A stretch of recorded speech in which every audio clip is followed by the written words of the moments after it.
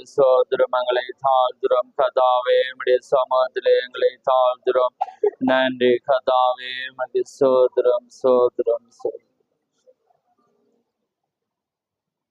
மகாபரிசமுள்ள பிதாவே, இந்த மகிமையான இந்த நேரத்துக்காக உமக்கு சோதரம்.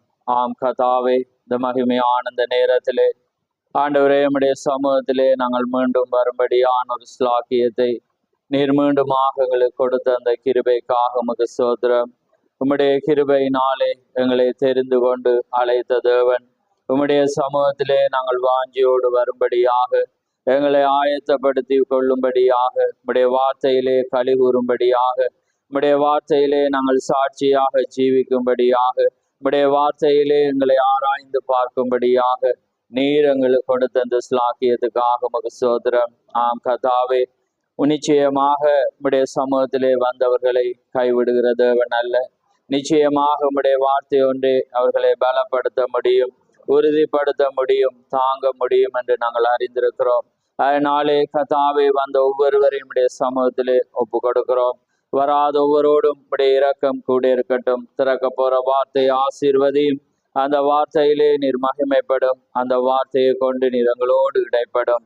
தர்மையான பொழுதிலே கேட்கிற செவிகளையும் பேசுகிற உதடுகளையும் உடைய சமூகத்திலே நாங்கள் ஒப்பு கொடுக்கிறோம். யாவையும் உடைய கரத்திலே தாழ்த்துறோம். யாவையும் உடைய சமூகத்திலே தாழ்த்தி இயேசு கிறிஸ்து நாமத்தில் கேட்கிறோம். ஆமேன் ஆமேன். நாங்கள் நின்ற வண்ணமாகவே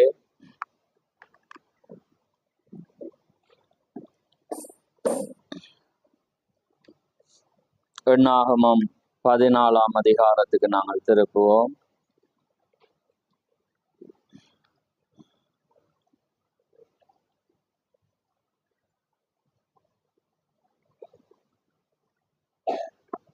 எண்ணாகமம் 14ஆம் அதிகாரம் பழைய ஏற்பாடு. அதிலே நாங்கள் ஏற்கனவே நாங்கள் வாசித்த வார்த்தைகள் தான். நாங்கள் அதை இன்றைய நாளிலே நாங்கள் இன்னொரு பகுதியாக அங்கே நாங்கள் வாசிக்க போகிறோம். எண்ணாகமம் 14, அதிலே நான் 37 முடிவு மட்டும் நான் வாசிக்க போகிறேன். சபையார் எல்லாரும் அவனுக்கு விரோதமாய் முறுமுறுக்கும்படி அந்த துர்ச்செய்தியை சொன்னவர்களாகிய அந்த மனிதர் கர்த்தருடைய சந்நிதியில் வாதையினால் செத்தார்கள். தேசத்தை சுற்றி பார்க்க போன அந்த மனிதரில் நூனின் குமாரனாகிய யோசுவாவும் எப்ரோனின் குமாரனாகிய காலேப்பும் மாத்திரம் உயிரோடு இருந்தார்கள். மோசே இந்த வார்த்தைகளை இஸ்ரவேல் புத்திரர் அனைவரோடும் சொன்னபோது ஜனங்கள் மிகவும் துக்கித்தார்கள். அதிகாலமே அவர்கள் எழுந்திருந்து, நாங்கள் பாவம் செய்தோம், கர்த்தர் வாக்குத்தத்தம் பண்ணின இடத்துக்கு நாங்கள் போவோம் என்று சொல்லி மலையின் உச்சியில் ஏற துணிந்தார்கள். மோசே அவர்களை நோக்கி, நீங்கள் இப்படி கர்த்தரின் கட்டளையை மீறுகிறது என்ன? அது உங்களுக்கு வாய்க்காது. நீங்கள் உங்கள் சத்துருக்களுக்கு முன்பாக முறியடிக்கப்படாதபடிக்கு ஏறி போகாதிருங்கள். கர்த்தர் உங்கள் நடுவில் இரார். அமிலேக்கியரும் கானானியரும் அங்கே உங்களுக்கு முன்னே இருக்கிறார்கள். பட்டயத்தினால் விழுவீர்கள். நீங்கள் கர்த்தரை விட்டு பின்வாங்கினபடியினால் கர்த்தர் உங்களோடு இருக்க மாட்டார் என்றார். ஆனாலும் அவர்கள் மலையின் உச்சியில் ஏற துணிந்தார்கள். கர்த்தருடைய உடன்படிக்கை பற்றியும் மோசேயும் பாளையத்தை விட்டு போகவில்லை. அப்பொழுது அமலேக்கியர் கானானியரும் அந்த மலையிலே இருந்து இறங்கி வந்து அவர்களை முறியடித்து அவர்களை ஓர்மா மட்டும் துரத்தினார்கள்.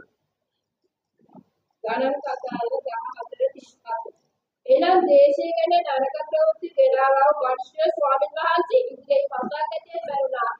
එහෙත් දේශය සෝදිසි කරන්නගේ ඒ මනුෂ්‍යයන්ගේ මුන්ගේ පුත්‍රෝ යෝෂුවා දෙපුන්ගේ පුත්‍රෝ කාලේ ජීවත්ව ඉතිරි සිටියෝය. මෝසෙස් ඒ වචනින් සියලු ඊශ්‍රායල් පුත්‍රයාට කීවේය. එවිට සෙනග බොහෝසෙයින් වැළපුණෝය. පසුවද ඔහු අලියමු නැගිට කතා කර මෙන්න අපි මෙය ස්වාමීන් වහන්සේ පොළොන්නු ස්ථානයේ නැගී යමුද? මක්නිසාද අපි පව් කරන්නේ කියා අන්ත මුදුනට නැගී ගියෝය. මුහුත් මෝසෙස් කතා කර සපලයක් නොවන බව දැනගන්න නුඹලා මෙසේ ස්වාමීන් වහන්සේගේ අනකඩ කරන්නේ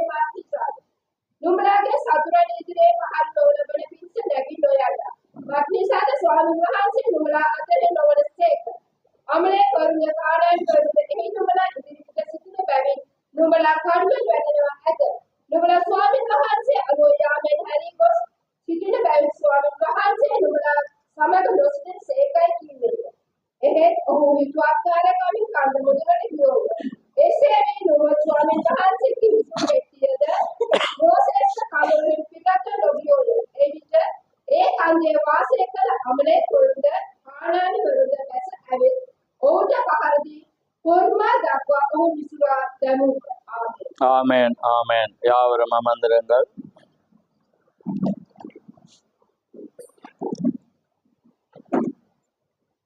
கர்த்தருடைய பரிசுத்த நாமம் மகிமைப்படுவதாக. ஆமென். இந்த அருமையான நேரத்திலே ஒரு தலையங்கத்தை நான் போட விரும்புகிறேன். ஏற்கனவே நாங்கள் இந்த காரியங்களை பல விதத்திலே நாங்கள் பார்த்திருக்கிறோம். இன்றைய நாளிலும் கர்த்தர் பேசும் வண்ணமாக இந்த நாளிலே தேவன் தந்த இந்த வார்த்தைகளை நாங்கள் தியானிக்க போகிறோம். அதிலே நான் அங்கே தீக்கசி இதை யூகித்தல் என்ற செய்தியிலே கொடுக்கிறார். அவர் அங்கே பேசின அங்கே வார்த்தையிலிருந்து அவர் பேசின அதிலிருந்து நான் பொருளை எடுத்திருக்கிறேன். அதிகாரமின்றி துணிந்து செய்தல் என்றால் யூகித்தல் என்றதுக்கு ஒரு பொருள். நான் அதை எடுக்காம நான் எடுத்திருக்கிறேன் தேவனுடைய திட்டத்தில் குறுக்கிடுதல். ஆமென். அதிகாரமின்றி துணிந்து செய்தல், அப்படி இல்லாத பட்சத்திலே தேவனுடைய திட்டத்தில் குறுக்கிடுதல் என்ற ஒரு அங்கே காரியத்தை இந்த நாளிலே அந்த வண்ணமான ஒரு காரியத்திலே நாங்கள் இதை ஆழமாக நாங்கள் சிந்திக்க போகிறோம். ஆமென். தேவன் இந்த நாட்களிலே தேவனுடைய வார்த்தையோடு எங்களோடு அவர் பேசிக்கொண்டிருக்கிறார். அதனாலே தேவன் எவ்வளவு ஒரு ஆசீர்வாதமான ஸ்லாக்கியங்களை எங்களுக்கு தந்திருக்கிறார். இலகுவான அந்த வழிகளையும் தேவன் தந்திருக்கிறார். ஆனாலும் நாங்கள் அதிக பிரயாசப்படுகிறோம், அதிக அங்கே தேவனுக்குள்ளாக வர முயற்சிக்கிறோம். ஆனால் தேவன் எளிமையில் வைத்த காரியங்களை நாங்கள் காண தவறி நாங்கள் என்ன செய்யறோம்னா அதுல இழந்து போகிறத நாங்க பார்க்கிறோம். ஆமென். இப்ப நான் அந்த ஏன் இந்த காரியத்தை தலையங்கம் எடுத்தேன் என்ற காரியத்தை அங்கே நான் வாசிக்க விரும்புகிறேன். பாருங்க, 9வது பந்தியில இஸ்ரவேலர் வாதாடினதின் நிமித்தம், அவர்களுடைய கீழ்ப்படியாமை நிமித்தம், தேவனுடைய திட்டத்தில் குறுக்கிட்டதின் நிமித்தம், ஆமென், அவர்கள் அங்குதான் நியாயம் தீர்க்கப்பட்டனர். இன்றைய நாளுக்குரிய பெரிய முன்னடையாளம். ஆமென். சபை தன்னுடைய வித்தியாச போதகங்களால் தேவனுடைய திட்டத்தில் குறுக்கிடுகிறது. நாம் ஒரே இருதயத்தோடு, ஒரே ஆத்துமாவோடு, ஒரே மனதோடு கூடி வர வேண்டும் என்பது தேவன் விரும்புகிறார். உண்மையாகவே பெந்தகோஸ்தே மீண்டும் திரும்பி வந்திருக்கிறது. ஆமென். அப்ப பாருங்க, நாம ஒரு காரியத்தை தேவன் வைக்கும் வழியில நாங்க அதை மீறி நடக்கும் போது நாங்க தேவனுடைய திட்டத்திலே குறுக்கிடுகிறோம். ஆமென். இது ஒரு ஆழமான ஒரு வெளிப்பாடா இருக்கிறபடினாலதான் இதை நான் ஒரு தலையங்கமாக வைத்திருக்கிறேன். ஆமென். ஏனென்றால் இதை யூகித்தல் என்றால் அதிகாரமின்றி துணிந்து செய்தல். அங்கே இன்னொரு காரியத்தையும் அவர் சொல்றார். அடுத்தது பாருங்க, துணிந்து செய்து அல்லது அனுமதி அளிக்கப்பட்டிருப்பதாக எடுத்துக்கொள்ளுதல். அதாவது தேவன் எங்களுக்கு அனுமதி அளித்திருக்கிறார் என்று நாங்கள் எடுத்துக்கொள்கிறதும் இருக்கு, அல்லது அங்கே துணிந்து செய்தல். ஆனா இன்றைக்கு நாங்க பார்க்கிறோம், அது ரெண்டு நாங்க ஏற்கனவே பார்த்திருக்கிறோம். இன்றைக்கு நாங்க பார்க்க போறோம், நாங்க அப்படி நடக்கும் போது தேவனுடைய திட்டத்திலே நாங்க குறுக்கெடுக்கிறோம். ஆமென். அப்ப பாருங்க, தேவன் ஒரு வழியை வைக்கும் போது நாங்க அந்த காரியத்தை அறியாம செய்யும் போது தேவனுடைய திட்டத்துல குறுக்கெடுக்கிறோம். அப்படி என்ன பாருங்க, அங்கே சங்கீதத்துல நாங்க வாசிக்கும் போது அங்கே அந்த ஜனங்கள் யோர்தானுக்கு இக்கரையில இருக்கிற ராஜாக்கள் எல்லாமே பயப்படுறாங்க. ஏன்னா அங்க 5 ராஜாக்களுக்கு செய்தது எல்லாமே இந்த ராஜாக்கள் அறிந்திருக்கிறார்கள். புரியுதா? அந்த 5 ராஜாக்களும் பலத்த ராஜாக்கள். அப்ப இஞ்சால இருக்கிறவங்க அதை விட மோசமானவங்க. அவங்க இந்த ஜனங்களுக்கு பயப்படுறாங்க. ஏனண்டா தேவனுடைய திட்டத்துல அவங்களோட கெதி என்னன்னு தெரியுமா அவங்களுக்கு. அப்படியானா நாங்க ஒரு காரியத்துல தேவனுடைய காரியத்தை நாங்க செய்யும் போது அவ்வளோ மகத்தான பூமியில ராட்சரதா இருந்த ஒரு மனிதர்களே பயப்படுறாங்க. தேவனுடைய திட்டத்துல குறுக்கெடுக்கும் போது அவங்களுக்கு வர்ற தண்டனை அவங்க அறிவாங்களானா அதை விட நாம என்ன செய்யணும்? அறிந்து கொள்ளவும். அப்ப ஏன் நான் இதெல்லாம் போதிக்கிறேன்னா அப்பதான் உங்களுக்கு அது இலகுவாக இருக்கு. ஏன்னா நீங்க அறியாமையில செய்வீங்க. ஏன்னா போதிக்க ஒருவன் இல்லாவிட்டால் ஜனங்கள் எப்படி கேள்விப்படுவார்கள் என்ற வண்ணமாக ஜனங்கள் எப்பயுமே சொந்த கருத்தை உடையவர்களாக இருப்பாங்க. ஆமே, அது நானாக இருக்கலாம், நீங்களாக இருக்கலாம். ஆனா தேவண்ட திட்டம் இதுதான், தேவனுடைய வழி இதுதான். அந்த வழிக்கு முரணாக போகக்குள்ள நாங்க தேவனுடைய திட்டத்துக்கே குறுக்குறோம். அப்ப யோசிச்சு பாருங்க, தேவனோடு போராடத்தக்கவன் யார்? தேவனோடு எதிர்த்து நிற்க முடியுமா? ஆமே. அப்ப அப்படிப்பட்ட ஒரு ஆனா நாங்க என்ன செய்யறோம்னா தேவனை எதிர்க்கையில, ஆனா தேவன் வைக்கிற திட்டத்துக்கு இருக்கக்குள்ள நாங்க டைரக்டா தேவனை எதிர்க்கிறதுக்கு ஒரு சமனாக போறது. ஆமே. அப்ப பாருங்க, அதுதான் ரகசியம். அப்ப நான் அதை ஆரம்பத்துல தீக்கர் சொல்ற காரியங்களை நாங்க பாக்குறோம். ஏனென்றால் இந்த இடம் உங்களுக்கு வடிவாக தெரியும். ஏனென்றால் இத கிறிஸ்தவர்கள் எவரும் அறிய மாட்டார்கள். அதை விட மணவாட்டி என்பவர்கள் அதிகமாய் அறிந்திருப்பாள். ஏன்னா காதேஸ் பர்னியா என்றால் என்ன அர்த்தம்? அது ஒரு நியாய தீர்ப்பின் ஸ்தலமாய் இருக்கிறது. ஏனென்றால் இஸ்ரவேல் ஜனங்களை தேவன் நியாயம் தீர்த்த இடம் என்றால் அதுதான். அது வரப்போற ஒரு வெள்ளை சிங்காசனத்துக்கு ஒரு அடையாளமாக இருக்கிறது. ஏன்னா தேவன் அந்த உயிர்த்தெழுதலிலும் அந்த இடத்துலதான் தேவன் என்ன செய்ய போறார்? மரித்தவர்களையும் உயிரோடு இருக்கிறவர்களையும் நியாயம் தீர்க்கிற, அதே நேரம் தூதர்களை கூட நியாயம் தீர்க்கிற ஒரு ஸ்தலம் என்றால் அது வெள்ளை சிங்காசனம். அதே போல தான் நேசித்து தான் அழைத்து வந்த ஜனங்களை நியாயம் தீர்த்த இடமும் எந்த இடம்? காதேஸ் பர்னா. இன்றைக்கு தான் நேசித்து தான் வழி நடத்தி வர்ற ஜனத்தை நியாயம் தீர்க்கிற ஸ்தலம் எது? சொல்லுங்க. ஏன்னா எப்பயுமே அவர் மூன்று, ஏன்னா அவர் மூன்று தான். ஏன்னா அவர கிரியை எல்லாமே மூன்றாக இருக்கும். அப்ப அன்றைக்கு பழைய ஏற்பாடுல இஸ்ரவேல் மாமிச பிரகாரமான இஸ்ரவேல் ஜனங்களை நியாயம் தீர்க்கிற ஒரு ஸ்தலத்தை எங்க வச்சார்? காதேஸ் பர்னியா. இப்ப இன்னைக்கு ஒரு நியாயஸ்தலத்தை அவர் வச்சிருக்கணும். எங்க வச்சிருக்கிற? வேதமும் சொல்லுது, இன்னைக்கு அனுப்பப்பட்ட தீர்க்கதரிசி சொல்ல எந்த இடம்? இங்கதான் சொல்றது சத்தம். அவரு அதாவது அதிகாரத்தோட ஒரு நிச்சயத்தோட சொல்லுங்க. ஏன்னா நாங்க சாத்தாண்ட தோக்கிறதுக்கு காரணமே சந்தேகம் தான். நாம தெரிஞ்சதை நாம என்ன செய்யணும்? அதிகாரத்தோட செய்யக்குள்ளதான் அவன் பயப்படுவான். நாங்க ஒரு பாட்டு பாடுறோம்னா ஒரு அதிகாரத்தோடு பாடினாதான் அவன் பயப்படுவான். ஏன்னா நான் ரத்த கோட்டைக்குள்ளே இருந்துட்டு ஏன்னா அது என்னது அதுண்டா அவனுக்கு தெரியும், அணுகிட்டு இருக்கிறான் அது. அப்ப அது ஆனா அதை படிக்கக்குள்ள என்ன செய்யணும்? அந்த அதிகாரம் வரணும். அதான் அந்த ஆவிக்குரிய மறுபடி பிறந்தவனுக்கும் பிறக்காதவனுக்கும் உள்ள வித்தியாசம். அது அவன கிரியையில கண்ணலாம். என்னன்னா அவன் பாட்டு பாடிக்கக்குள்ள, பைபிள் வாசிக்கக்குள்ள, ஏன்னா அவன் ஆமேன்னு சொல்லக்குள்ள எல்லாமே ஒரு துடிவாக அதிகாரத்தோட அந்த நிச்சயத்தை ஏன்னா அனுபவித்தவன் தான். அப்ப அவனுக்கு தெரியும். அப்படி இல்லாம எங்கட ஆக்ஷன் எங்கட கை எல்லாமே சோர்வாகுதுண்டா எங்களுக்கு ஒரு நிச்சயம் இல்லாத ஒரு தன்மை அதை என்ன செய்யறது? வெளிப்படுத்துற. அதனாலதான் அந்த மகிழ்ச்சி எங்களுக்கு மீண்டும் வரும். அதான் நாங்க தாவி சொல்றோம், ரட்சணியத்தின் சந்தோஷத்தை எனக்கு திருப்பி தாரும். ஏன்னா நம்ம தவறு விடும் போது அந்த சந்தோஷம் இறங்கிடும். ஏன்னா எங்களுக்கு ஒரு தேவனுக்கு முன்னால போய் நிக்க ஒரு பயம் வரும். என்ன புல செஞ்சா ஒரு பயம் வருமா இல்லையா? வரும். அப்ப அது என்ன அது நிச்சயம். அதுதான் அவன் ரோமர்ல பவுலும் என்ன சொல்றான்? நாம என்ன நல்ல வசனம் தூக்கி விடுங்க, டக்கண்டு மூளையில இருந்தாலும் டக்கண்டு வர என்னது அவன் சொல்றான். என்ன தேவன் ஒரு விண்ணப்பத்துக்கு போகக்குள்ள நம்ம முன்பாக நிக்கக்குள்ள ஒரு நிச்சயம் இருந்தா நம்ம பயப்படாம ஒரு நல்ல வசனமா ரைட் வருது. என்னது இல்ல அவன் நல்ல ஒரு விதமா சொல்றான், ஒரு அழகாக சொல்றான். அதாவது தேவண்ட ஒரு விண்ணப்பத்துக்கு நாங்க போகக்குள்ள எங்கட வந்துட்டு நம்முடைய இருதயமே நம்மை குற்றவாளியாய் தீக்காது இருந்தால் என்னையா சொல்லுங்க, நம்ம தைரியம் கொண்டு அவருக்கு முன்பாக என்ன செய்யலாம்? நிச்சயத்தோட நம்முடைய இருதயங்களை குற்றவாளியா இருந்தா போகலாம். ஏன்னா அப்ப அந்த நிலைக்குள்ளாக நாங்க வர்றோம். ரைட். அப்ப இப்ப நான் இதை காண்பிச்சுட்டு போறேன். ஏன்னா நீங்க இதை தெளிவாக இருக்கணும். ஏண்டா இது சாதாரண கிறிஸ்தவனுக்கே தெரியும்.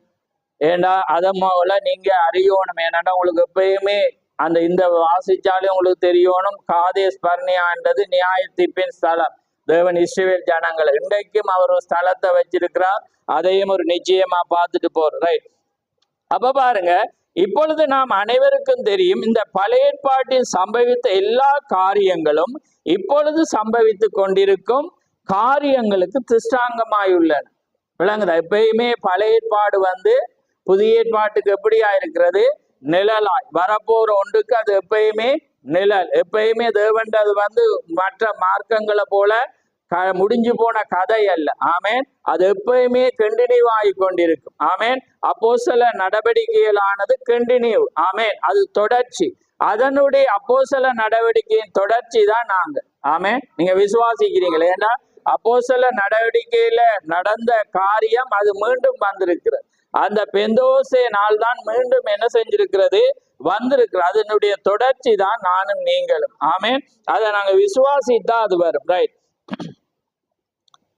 நான் கடந்த இரவில் சொன்னபடி நிஜமானது வருவதற்கு முன்பாக ஒரு நெகட்டிவை நிழலாட்டத்தை தேவன் அனுப்புகிறார். மேலும் பழைய ஏற்பாடானது புதிய ஏற்பாட்டின் ஒரு நிழலாட்டமாய் உள்ளது. ஆமேன். சூரியன் உதிக்கிற வரையும் சூரியனுடைய நிழலை சந்திரன் பிரதிபலிப்பது போல. அப்ப சூரியன் தேவனாயிருந்தால் சந்திரன் யாருக்கு அடையாளம்? சபைக்கு அடையாளம். அது எப்பயுமே எங்களுக்கு தெரியும். ஆமேன். அப்ப சந்திரன் எதை கொண்டு உயிர் வாழுது? அது எதை கொண்டு வெளிச்சத்தை பிரதிபலிக்குதுன்றா சூரியன் தான். அப்ப அது சூரியன் வரப்போறது என்பதுக்காக எப்பயுமே சந்திரன் என்ன செய்யறது? ஒரு நிழலாட்டமா இருக்கிற. அப்ப நாங்க சபை சந்திரனுக்கு அடையாளம். அதனாலதான் நீங்க அந்த 7 சபை காலத்துல பார்க்கலாம். ஏன்னா அந்த சந்திரன் எப்படி மாறுதுன்றதை பார்க்கலாம். Right right. இப்பொழுது பழைய ஏற்பாடானது வரப்போகிற புதிய ஏற்பாட்டினுடைய முன்னடையாளமாக நிழலாகவும் இருந்தது. சந்திரன் பிரதிபலிப்பது போல ஜனங்கள் தாங்கள் கொண்டிருந்த வெளிச்சத்தில் நடந்தனர். ஆனால் இப்பொழுது அது அங்கே எபிரேயருக்கு வாரேர். அதாவது பூர்வ காலத்தில் பங்கு பங்காக அங்கே வெளிப்படுத்தின தேவன் இந்த நாளிலே தம்முடைய குமாரன் மூலம் வெளிப்படுத்த. இப்பொழுது இஸ்ரவேலர் பாவம் செய்தனர். அவர்கள் முறுமுறுத்து கொண்டு முறையிட்டு கொண்டு இருந்தனர். அவர்கள் காதேஸ் பர்னியா என்று அழைக்கப்படுகிற ஒரு இடத்துக்கு வந்தார்கள். அது உண்மையாகவே நியாய தீர்ப்பின் ஆசனமாய் இருந்தது. அங்கிருந்துதான் நியாய தீர்ப்பு புறப்பட்டு சென்றது. அங்குதான் இஸ்ரவேலர் நியாயம் தீர்க்கப்பட்டனர். காதேஸ் பர்னியா அது போன்று யோர்தானுக்கு மறுக்கரையில் வனாந்திரத்தில் ஒரு சிறு இடமாக இருந்தது. ஆமென். அங்கே ஒரு அடுத்தது நாம் இங்கே பெற்றிருக்கக்கூடிய நியாய தீர்ப்பின் வீடாகிய தேவனுடைய சிங்காசனம். இப்ப நாம் பெற்றிருக்கக்கூடிய நியாய தீர்ப்பின் வீடாகிய சிங்காசனம் மற்றும் வரப்போகிற நியாய தீர்ப்பின் ஸ்தலங்கள் குறித்து ஒரு அழகான முன்னடையாளமாயிருக்கிறது. எது? சபை. ஏன்னா வரப்போகிற நியாய தீர்ப்பின் ஸ்தலத்துக்கு இப்ப சபை எப்படி இருக்கிறது? முன்னடையாளமாயிருக்கிறது. அப்ப பாருங்க, கவனமா பாருங்க. நியாய தீர்ப்பின் வீடாகிய தேவனுடைய சிங்காசனம். ஏன்னா இப்ப இன்றைக்கு இந்த இடத்துல தேவனுடைய சிங்காசனம் இன்றைக்கு வேதம் என்ன சொல்லுது? நியாய தீர்ப்பின் வீடு எங்க துவங்குதான்? இந்த சபையில. அப்ப இன்றைக்கு தேவன் அன்றைக்கு மாமிச இஸ்ரவேலுக்கு ஒரு நியாய தீர்ப்பின் ஸ்தலத்தை வச்சு இன்றைக்கு ஆவிக்குரிய இஸ்ரவேலாகிய நமக்கு ஒரு வீட்டை வச்சிருக்க. வீடுக்குள்ள வேதத்துல எது அழைக்கப்படுது? சபை. ஆமென். அப்ப அதே நேரத்துல இன்றைக்கு வரப்போகிற ஒரு வெள்ளை சிங்காசனத்துக்கு இது ரெண்டும் எப்படி இருக்கிறது? அடையாளம். எப்பயுமே அவர் இருந்தவர், இருக்கிறவர், வரப்போகிறவர். ஏன்னா அன்று மேல இருந்தார், அன்று பூமியில இருந்தார், இப்ப எங்க இருக்கிறார்? மணவாட்டிக்குள்ள இருக்கிறார். ஆமென். அப்ப எப்பயுமே அவர் நேற்றும் என்றும் மாறாதவர். அப்ப எப்பயுமே அவர் 3 காரியங்கள். அப்ப இத சபையானது எப்படி இருக்கணும்? சரியாக அறிய வேண்டும். ஆமென். அப்ப பாருங்க, தேவனுடைய இருக்கிறது இதைதான் அர்த்தப்படுத்துகிறது. ஏனெனில் காதேஸ் பர்னியா என்பதற்கு நியாய தீர்ப்பு என்று அர்த்தமாகும். அப்ப இன்றைக்கு தேவன் நியாயம் தீர்க்கிற இடம் தேவனுடைய வீடு. அப்ப நிஜமா தேவனால நாங்க நியாயம் தீர்க்க வரப்போற இடம். இன்றைக்கு நாங்க ஆவிக்குரிய இதுல நாங்க நியாயம் தீர்க்கப்படுறோம். இன்னைக்கு எங்கட கிரியல் எங்களை சாட்சி கொடுக்கிறது. ஆமென். ஏனென்றால் தேவன் எங்கிட்ட கிரிய விசுவாசம் கிரியையினால் வெளிப்படும். அப்ப எப்பயுமே தீர்க்கசி ஒரு பழமொழியை சொல்லுவார். என்ன சொல்றது? அந்த முள்ளங்கி இருக்குது, அந்த முள்ளங்கி சிவப்பு முள்ளங்கியிலிருந்து நீ ரத்தத்தை எடுக்கலாண்டுவான். என்ன சிவப்பு முள்ளங்கிய பாத்தீங்கன்னா ரத்தம் சிவப்பா இருக்கு. அது சிவப்பா இருக்கிறதுன்னுட்டு நம்ம அதுல இருந்து ரத்தத்தை எடுக்கலுமா? ஏன்னா அந்த சிவப்பு உறைந்து போயிருக்கு. அதே போல அது ஒரு பழமொழி. அதே போல பாருங்க, ஒரு கிறிஸ்தவன்ட அவன் விசுவாசம் இருக்கிறன்றதுக்கு அவனை வெளிப்பிரகாரமா பார்த்தா அவன் என்ன உறைந்து போன ஒரு மனிதனாக இருப்பான், உணர்ச்சியற்ற மனிதனாக. நேற்றைய நாள்ல பார்த்தேன், அதிகமான ஒரு தெற்கிந்தியன் என்று. ஏனென்றா அவங்க அந்த தேசத்தார் எப்பயுமே உணர்ச்சி உள்ளவங்களா இருப்பாங்க. அப்ப திகசுய உணர்ச்சியற்ற எதுவுமே மரித்ததா இருக்கிறது. அப்ப கிறிஸ்தவன் நான் விசுவாசிக்கிறேன் என்று சொல்லிட்டு கிரியை அவன்கிட்ட இல்லாட்டி அவன் யாரா இருக்கிறான்? அவன் மரித்தவன். அவன்கிட்ட ரத்தத்தை எடுக்கலாம். அது அவனுடைய ரத்தம் இருந்தா அங்கே ஜீவன் இருக்கும். அப்ப அவன் ஒரு வார்த்தையை உரைத்தா, அவன் சொன்னா, அவன் பேசுற எல்லாமே அங்கே வல்லமையை கொண்டு வரும். ஏனென்றா அவன்கிட்ட ரத்தம் இருக்கிறது. என்ற ரத்தம் இருக்கண்டா அவன் பரிசுத்தாவியை பெற்ற ஒரு மனிதனா இருக்கிறான். ஆமேன். அப்ப ஏனென்றா அது பரிசுத்தாவி இருக்கிறவனுக்கு தான் ரத்தம் பூசப்பட்டதா இருக்கிறது. ஆமேன். ரைட். அப்ப பாருங்க, இஸ்ரவேலர் வாதாடினதின் நிமித்தம் அவருடைய கீழ்ப்படியாமை நிமித்தமும் தேவனுடைய திட்டத்தில் குறுக்கிருத்தன. அப்ப பாருங்க, தேவன் அந்த தேசத்தை வாக்குத்தத்தம் பண்ணிருக்கிற வேளையில இவங்க இயலாது என்ற ஒரு துர்த்தெய்திய சொன்னதை நிமித்தம் பாருங்க, யார திட்டத்துல குறுக்கிருக்கிறாங்க? தேவனுடைய திட்டம். உன்னால ஏழுமா இல்ல பாருங்க. அவன் யோசுவா அந்த 12 பேரையும் தெரிவு செய்யற வேளையில சாதாரணமா அவன் தெரிவு செஞ்சிருப்பான இல்ல. ஒவ்வொரு கோத்திரத்திலும் இருந்து ஒவ்வொரு மகத்தான ஒரு மனிதனை தான் அவன் தெரிவு செய்தான். ஆனா அவங்க போய் வந்த 10 பேரும் என்ன செய்யறாங்க? ஏலாதன்றாங்க. ஆனா 2 பேர் என்ன செய்யறாங்க? ஓ சரியன்றாங்க, அது முடியும். ஏன்டா அவங்க தேசத்தை பார்க்காம எதை பார்த்தாங்க? வாக்குத்தத்தம். அப்ப என்னத்தை இப்ப இங்க தீகரிச்சு கொண்டு வர்றாண்டா, நாங்க எப்பயுமே எந்த நிகழ்ச்சியையும் பார்க்காமல் தேவனுடைய வார்த்தையை நாங்க பார்ப்போம். அது வார்த்தை சரியா இருந்தா எங்களால ஏலாட்டியும் அது ஆமேனன்றோம். அது முடிந்து போனதா இருக்கிறது. ஏனண்டா அதுதான் காரியம். அப்ப தேவனுடைய வார்த்தையை நாங்க விசுவாசிச்சா நம்ம கிரியைக்கு வருவோம். அப்ப பாருங்க, ஒரு கோர்ட்டோ ஒரு ஜட்ஜ் ஒரு இருக்கிற இடத்துல நாம ஒரு அவமதிப்பை கொடுக்க மாட்டோம். ஏனென்றா அது கொடுக்கப்படுகிற வேளையில அது நியாயந்திக்கப்படும். ஆனா இன்றைக்கு தேவன் நியாயந்தித்து கொண்டு எப்படி இருக்கிறார்? ஆவிக்குரியமா. அன்றைக்கு பாத்தீங்கன்னா நிஜமாவே நியாயத்தீர்ப்பு இஸ்ரவேலுக்கு இருந்துச்சா இல்லை?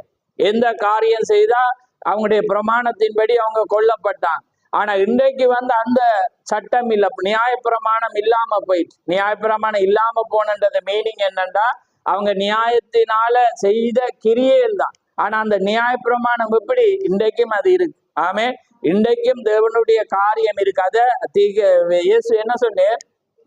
நான் அதை மிகப்படுத்ததே அதை நான் மூடி போட வரையில அதை விட கூட ஆக்கி போதான் நான் வந்தேன். ஆனா அது எல்லாமே அன்பு என்ன செய்யறதுண்டா அப்படியே மூடுது. அப்ப நேற்று போன வாரம் ரோமன்ல பார்க்கக்குள்ள அந்த அன்பு மாமிச அன்பை நான் சொல்லல. அதுல நிறைய ஒரு பொல்லாத ஒரு வார்த்தை, அது பொல்லாத விரோதமானதை நான் சொல்ல வரையில அதுல ஆழமானவன். ஏண்டா தெய்வீக அன்பு என்பது பரிசுத்தாவியை பெற்ற ஒரு மனிதனால மாத்திரம்தான் செய்யல். ஆமேன். ஆனா மாமிசமான அன்பு எவரும் செய்யல. அன்றைக்கு உலகம் இந்த சபையை விட இன்றைக்கு உலகத்தார் செய்யறாங்க. ஆமேன். ஆனா அது நித்தியத்துக்கு வழி நடத்து. ஆனா தெய்வீக அன்பானது அது நித்தியத்துக்கு வழி நடத்த முடியும். அப்ப அந்த அன்பு எப்படிப்பட்டது என்பது உங்களுக்கு சொல்ல தேவையில்லை.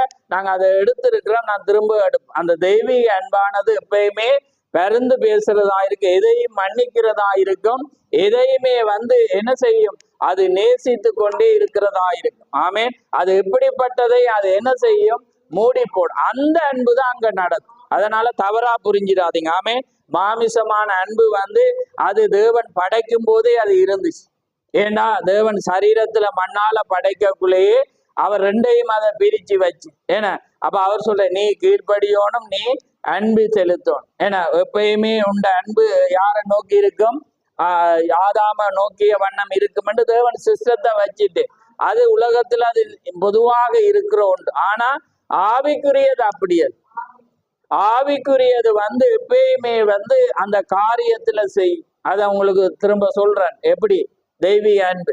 மாமிசமான அன்பு கணவன் மனைவி என்றா, ஏன்னா மனைவிக்கோ அல்லது கணவனுக்கு விரோதமா பேசிட்டா என்ன நடக்கும்? அப்படி சொல்லிட்டாங்களாண்டு ஒரு யுத்தம்.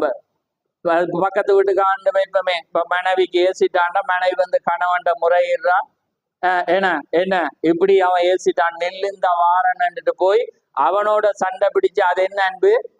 மாமிச அன்பு. தெய்வீக அன்பு என்ன செய்யுமா? நம்ம அவனுக்காக அதை மன்னிப்போம், அவனுக்காக நம்ம ஜெபிப்போம். ஏன்னா தேவன் அவனமா என்ன அவன் அறியாம செய்யறான். அப்ப அது 7 மாட்டு சொல்லுங்க. அப்ப அதுதான் அங்க போகும் மொழிய, இது போகாது. ஆமை. அப்ப அது வந்து யாரால மட்டும் செய்யலும்? தேவனால. அப்ப தேவன் அவனுக்குள்ள இருந்தாதான் செய்யல். இன்னைக்கு யுத்தங்களே வார ஒருவருக்கு ஒருவர் செஞ்சோன்னா டக்கன்னோன்னு கோல் மூட்டி அதை செய்து என பிரச்சனையை ஏற்படுத்தி இந்த காரியம் வந்து நடக்கும். ஓமா இல்லையான்னு சொல்ல, அது ஜதாத். அப்ப அத மனவாட்டியானவள் வளர்ந்திருந்தா அவள் அது ஒரு நகைப்பாதான் பார்ப்பான். ஓமா இல்லையான்னு சொல்லு. ஏன்னா அதுக்கான தீர்ப்பு வந்து அவளுக்கு செய்யலாம்.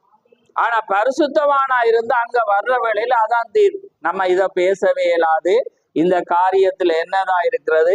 எல்லாமே தேவனுக்குள்ளால, அது ஒன்றுமே இல்லை என்றதுதான். ஏன்னா தேவன் வந்து எல்லாமே பிளட்டுக்குள்ள போட்டுட்டு, அப்ப அதுக்குள்ள போடக்குள்ள எதுவுமே என்ன செய்யாது, வெளியே தெரியாது ஒன்றாயிருக்கு. ஆனா மாமிசமா இருந்தா எப்பயுமே என்ன இருக்கும்?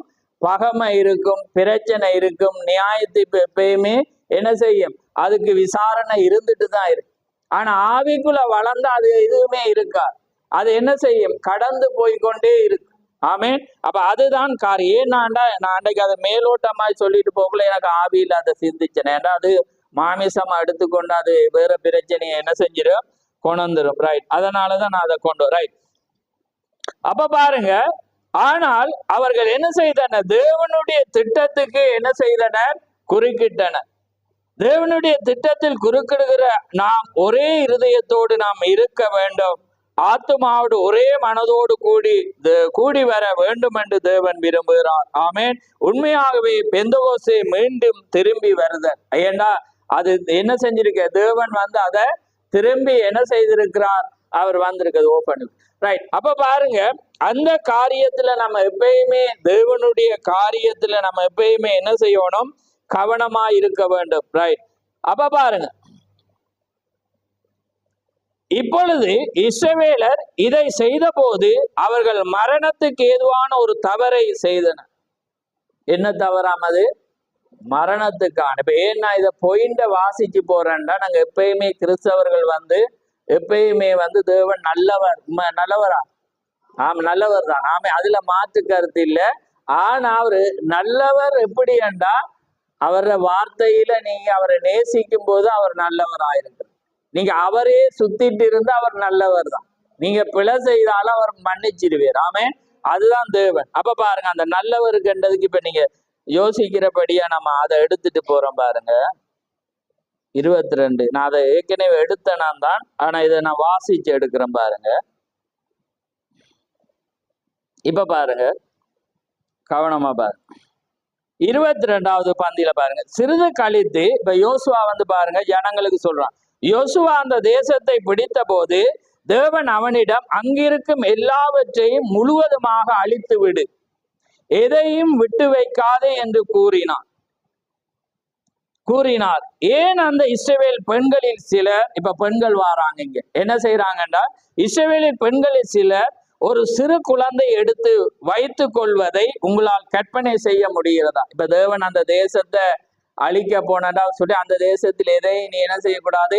வைக்க. இப்ப தாய்மார்கள் என்ன செய்யறாங்கடா? பெண்கள் போய் வடிவான பிள்ளையில தூக்கி எடுத்துட்டாங்க. விளங்குதாங்க? ஏன்னா அந்த தாய்க்கு தான் தெரியும் ஒரு பிள்ளையோட காரியம். ரைட். இப்ப கற்பனை செய்யுங்க, அந்த உணர்ச்சிக்கு போங்க. ரைட். நீங்க அந்த இடத்துல இருந்தா யோசிங்க. ரைட். இஸ்ரவேலில் பெண்கள் சிலர் ஒரு சிறு குழந்தை எடுத்து வைத்து கொள்வதை உங்களால் கற்பனை செய்ய முடியாது. ஓ, அது அழகானது இல்லையா? அதனுடையதை பாருங்கள், அதற்கு இன்னும் பால் கூட முளைக்கவில்லை. பல் கூட முளைக்கவில்லை. அப்ப அவன் என்ன செய்யறானா, அந்த சின்ன ஆளும் சின்ன பிரதா என்ன பல் கூட முளைக்கல, இப்ப டக்குன்னு தூக்கிட்டான். ரைட். யோசுவா அதை கொண்டு போடுங்கள் என்றான். ஓ, அந்த தாய், நான் ஒரு தாயாக இருக்கிறேன், என்னால் அந்த குழந்தையை கொல்ல முடியாது என்றான். நீ அதை கட்டாயம் கொன்று போடதான் வேண்டும், அதை இங்கே என்னுடைய கரங்களில் கொடுத்து விடு. ஏன்? அது இப்பொழுது அழகாக காணப்படலாம், ஆனால் அது வளர்ந்து அதனுடைய தகப்பனை போல அது இருக்கு. ஏன்னா அந்த ஆதிய தேவன் என்ன சொல்றாருண்டா, இது கொடூரமா இருக்கிற மாதிரி இருக்கும், ஆனா தேவன் செய்யற ஒவ்வொன்றுக்கும் அது ஏண்டா தேவன்ட சிஸ்டம் திட்டத்தை நீங்க புரியும். நான் அதை தான் உங்களுக்கு சொல்றேன், இல்லாட்டி அது கஷ்டமா தான் இருக்கு. தேவன் ஏனண்டா தேவன் நீதிமொழியில் ஒரு அழகானது இருக்கு, தீங்கு நாளுக்காக துன்மார்க்கனை படைச்சிட்டார். இப்ப சில மனிதர்களை அவர் அதுக்கண்டு படைச்சிட்டு, அதுதான் கொஞ்சம் கஷ்டமா இருக்கு. ஏன்னா அப்ப அதனால அவனை கொள்ளைய மேலும் அவருக்கு அழிக்க மேலும் அவனை வச்சு ஒரு கிறிஸ்தவனை எதிர்க்க மேலும் அவர் அப்ப எதிர்க்க அவரே தள்ளி விட்டுட்டு அவரே இழுத்து கொள்ளுது. விளங்குதா உங்களுக்கு? அப்ப அது அதான் நான் சொல்றேன் என்னன்னா, தேவனை முதலாவது ஆதியாமத்துக்கு போய் புரிஞ்சு கொள்ளுங்க, வேதத்தை அறிஞ்சு புரிஞ்சு கொள்ளுங்க. ஏன்டா இப்ப சிலதை பாருங்க, அந்த கார் இப்ப உதாரணத்துக்கு கூட நடைமுறைக்கு வார, ஏன்னா நீங்க உலக அறிவுல இருக்கிறவங்களுக்கு அது ஈஸியா இருக்கும், ஆவிக்குரியவங்களுக்கு இது சொன்னா புரியும். ஏன்னா சபையில எல்லாரும் இருக்கிறபடியா நான் அதை சொல்றேன் பொதுவா. இப்ப கார் உற்பத்திக்காரங்களை பாருங்க, ஒரு BMW அல்லது இப்ப வாரதுன்னா எனக்கு தெரியாது, நல்ல கார், அவங்க என்ன செய்வாங்கன்னு சொல்லுங்க.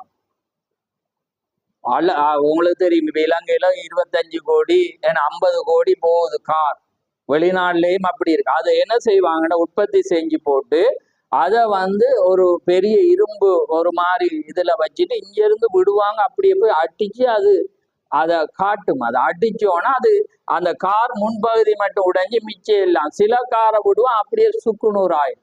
அதுக்கு பிறகு என்ன செய்வான்னா அந்த காரை இந்த கிரெயின்ல அந்த லிஃப்ட் மாதிரி ஒன்றுல செய்து மேலே இருந்து விடுவான்.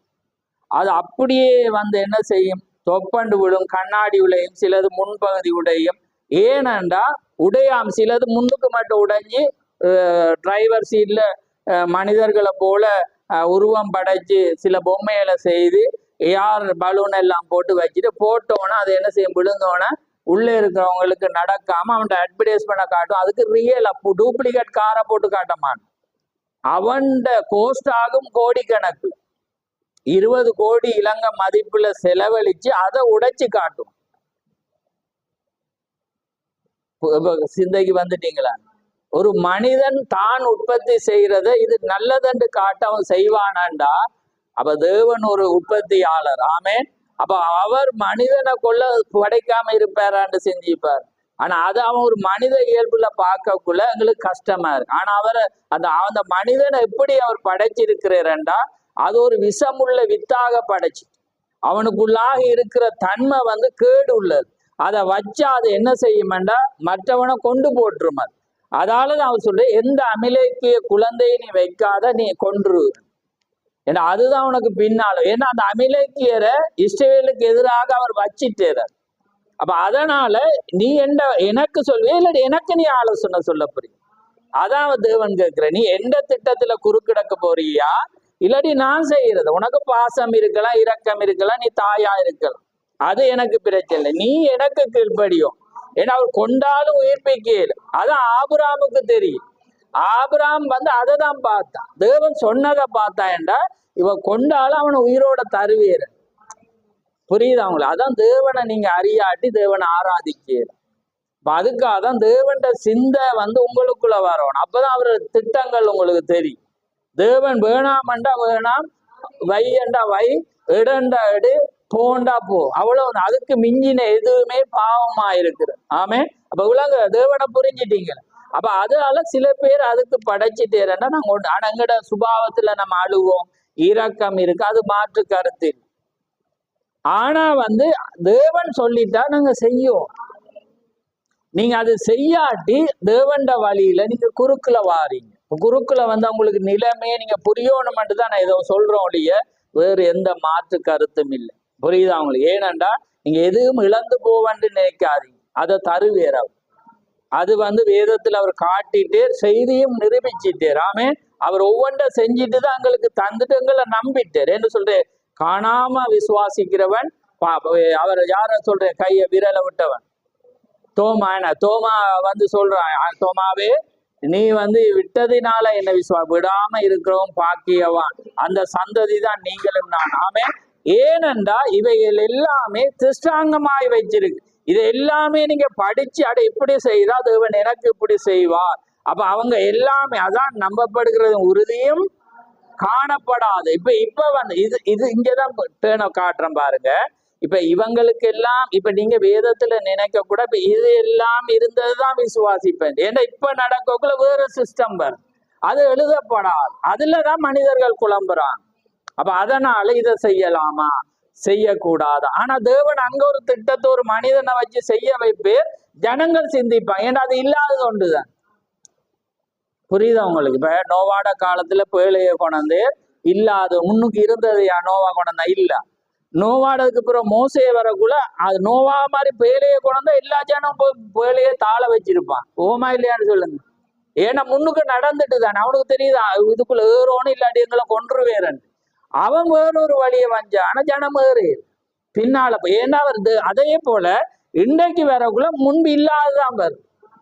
அப்ப ஏன்னா நம்ம வளர வளர திட்டமா. இப்ப இன்றைக்கு பாருங்க, இன்றைக்கு என்ன வச்சு விட்டான், ஞாயிறுல வச்சுட்டான். அப்ப எப்பயுமே நான் உங்கள வீக்கு, உங்களாலதான் நான் விழுந்து போனாலும் எழும்பினாலும் உங்களாலதான் எழுப்ப. ஏண்டா அது என்னுடைய இயல்பு, ஏன்னா உங்களை நேசிப்பது. அப்ப என்ன வஞ்சிட்டு நான் டைமை மாத்தப்பார். ஆனா அது இதுக்கு மேல பார்த்தா நிறைய மற்றவங்க ஏன்னா வர 6:30 கஷ்டம். ஆனா சித்தரை பார்த்தா 6:10 கேட்டை திறந்தோட சத்தம் கேட்க நான் வந்தேன். சித்தர் 6:10 நிக்கிற அவாசிட்டார். ஆமே, தேவனுக்கு நேரத்துக்கு வாரது நல்லது. ஆமே, நம்ம வந்து ஏனாண்டா வந்து இதெல்லாம் நம்ம சொல்லி கொடுக்குற பள்ளி பாடம் அல்ல. நம்ம ஆவியில தேவனுக்கு எதையாவது செய்யணும்னு நம்ம வரணும். ஏண்டா வரும்போதுதான் நிறைய குறைபாடுகள் இருக்கும், நிறைவு இருக்கும், அல்லது ஏதாவது ஒன்றை வச்சிருப்பேன். நம்ம ஆவலோட வரணும். எங்களோட சிஸ்டம் எல்லாமே சரியா இருக்கும்.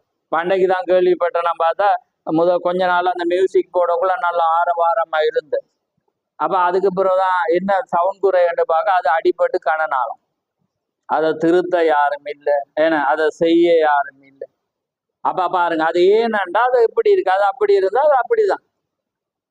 இன்றைக்கு இதை பார்த்து அது என்ன நடந்து. அப்ப பாருங்க இன்றைக்கு எல்லாம் வந்து ஆக்க வராம அழிக்க எல்லாருமே என்ன செய்ய இருக்கக்குள்ள வந்து கஷ்டமானோம். அப்ப ஏனண்டா அது வந்து செலவு வந்துட்டு தான் இருக்கு. ஆனா நாம என்ன செய்யணும், பிள்ளைகள் அந்த நுட்பமா இருந்தா உங்களுக்கு உரிமை இருக்கு. ஏன்னா அந்த அதுல பிள்ளைகள தேவனுக்காக தொண்டு செய்ய எலக்ட்ரிக் தெரியுமா அல்லது என்ன மியூசிக் சிஸ்டம் தெரியுமா, அதுல வந்து எல்லாமே செய்யும். அப்ப பாருங்க தேவனுக்கு நிக்கக்குள்ள தனிமையாதான் ஓட வேண்டி வரும். ஆனா நீங்களும் அதுக்காக என்ன செய்யணும், ஒரு ஆள் தான் உங்களை ஒருவனை தான் அவர் பயன்படுத்து.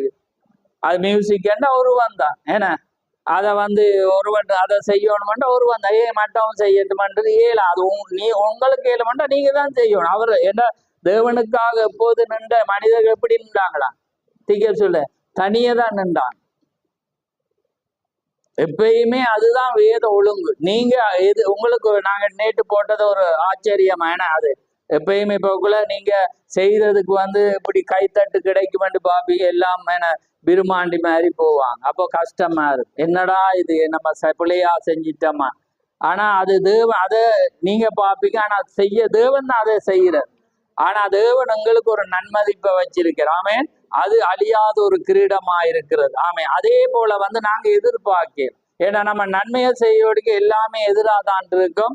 யாருமே எங்களை பார்த்தும் பார்க்காத போலதான் என்ன செய்வாங்க இருப்போம். ஆனா தேவன் எங்களை பார்த்து கொண்டிருக்கிறார். ரைட். அப்ப ஏன் சொல்றேன்டா, நீங்க வந்து சபையை கொஞ்ச நேரம் சிந்திச்சு பார்க்கும். ஆமே, சபைக்காக நேரத்துக்கு வந்து என்ன நடக்குதுன்றதை பார்க்கும். நான் ஏதாவது ஒன்று செய்யணும் இருந்தா தேவன் உங்களுக்கு ஏதாவது ஒன்றை வச்சிருப்பார். ஆமே, அவர் கடமைப்படும். உங்களுக்கு வாஞ்ச வரும்போது தேவன் செய்வேன். ஆமே, அந்த நேரத்துல நீங்க அதுக்கு சின்னதுல உத்தமமா இருக்கக்குள்ள அவர் பெருசை நம்பி தருவேன். ஆமே, அதான் கொஞ்சத்தில் உண்மையா இருந்தா அநேகத்துல நான் உன்னை என்ன செய்வேன் ஆசீர்வதிப்பேன். அது பணத்துக்கு சொல்லப்பட்டா அது மாத்திரமில்லை, எல்லாத்துக்கும் நாங்க எடுக்கணும். ஆமே, இங்க கொஞ்ச நேரம் கொடுத்தா தேவன் அதிகமான நேரத்தை உங்களுக்கு கொடுத்து என்ன செய்வேன். கொஞ்சமா இருந்தா தேவன் ஜெபத்துக்கு நீங்க நிறைய காரியத்துல தேவன் கிடைக்கக்குள்ள நீங்க இன்னும் அதிகமா கொடுப்பீங்க. ஆமே, அதுதான் தேவனுடைய பகுதியா இருக்கிறது. ரைட்.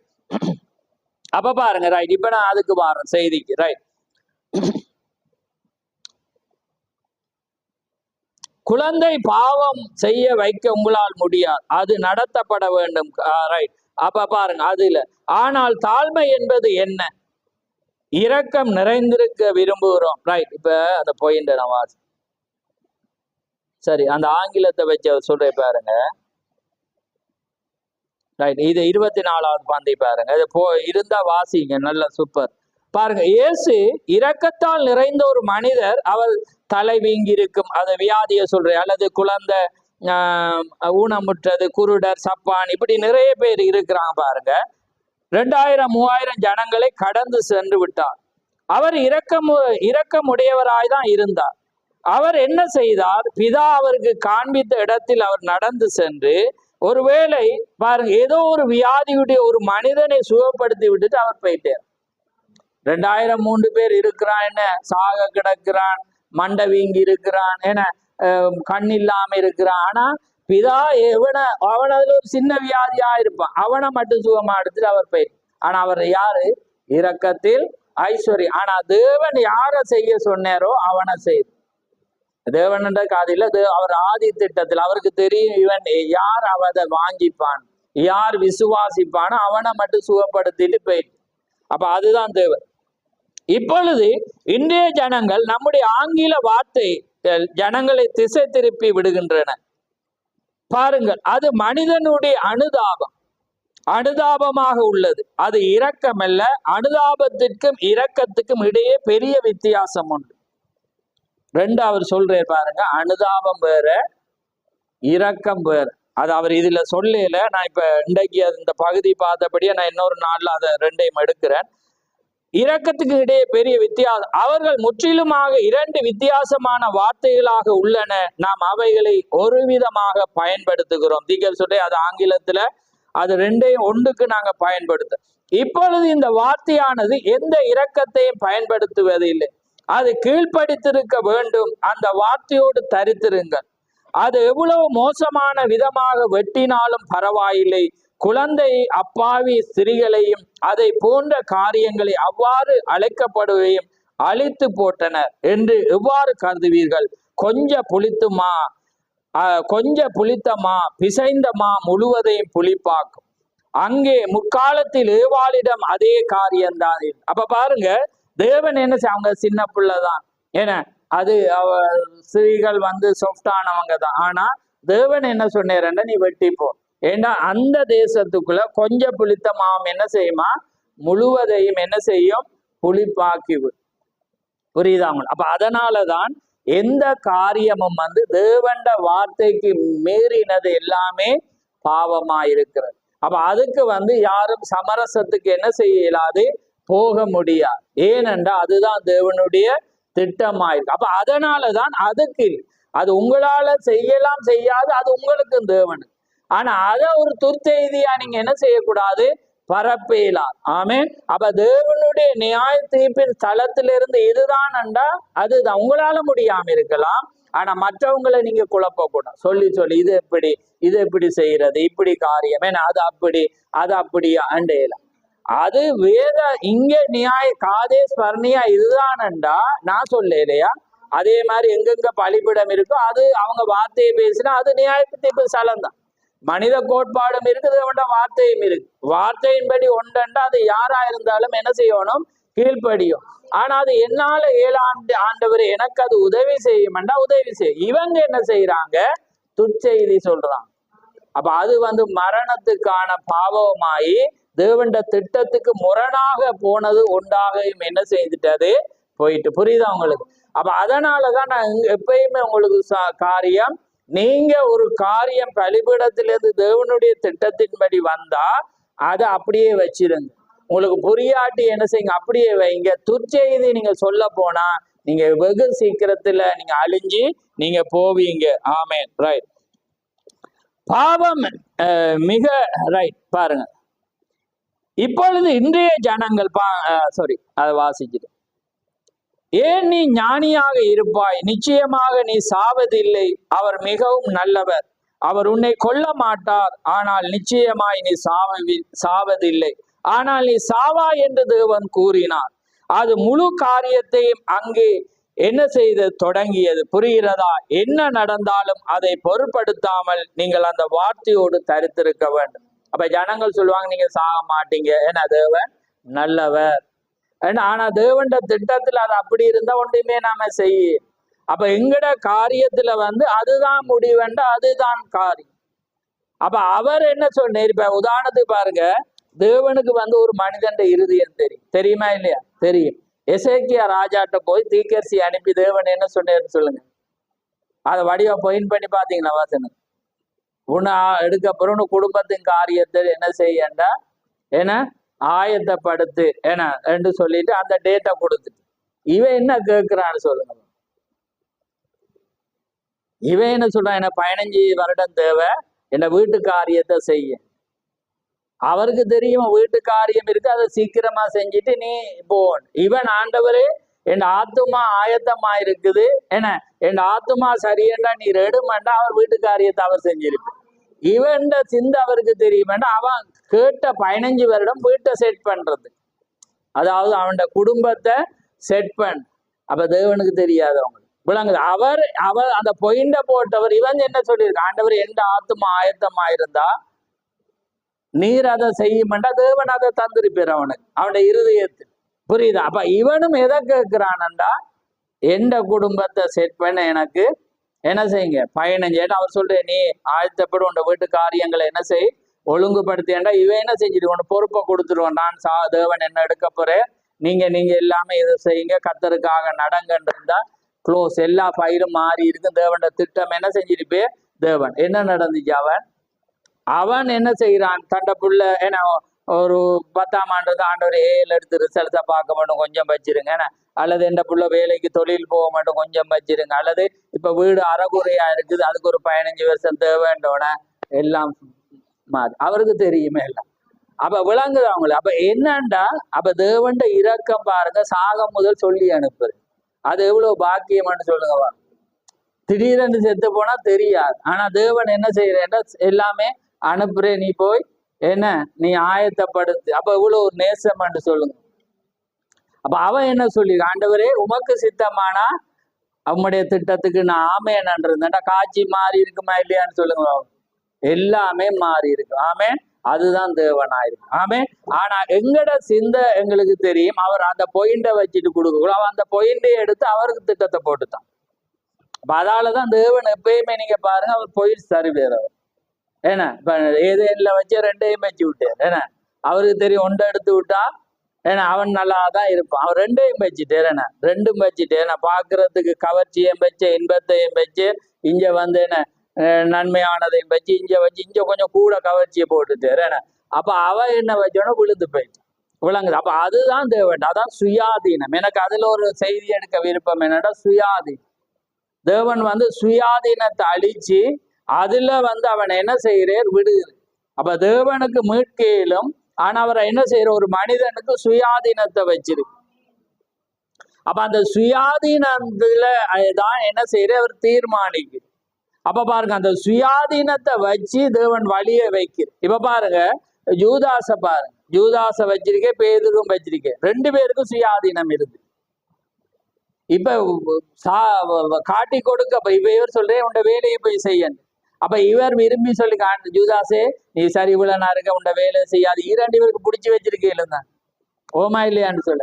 அவர் ஏனென்றா விட்ட சுயாதீனத்தை விட்டு அப்ப அவன் இருதயத்துல இருக்கிறத வெளிப்படுத்தினோன அவன் அழுது ஆண்டவரே நான் காட்டி கொடுக்க இருந்தானா என்ன மன்னியும்ன்றது ஆண்டா என்ன செஞ்சிருக்கு பாருங்க. அவனுக்கு சொல்றேன் நீ போய் வேலையை செய்யணும்னு அவனுக்கு தெரியுமா, மற்றவங்களுக்கு தான் தெரியாது. இவர் வேற சேத்காரியத்தை செய்ய அனுப்புறேன் உண்ட வேலை.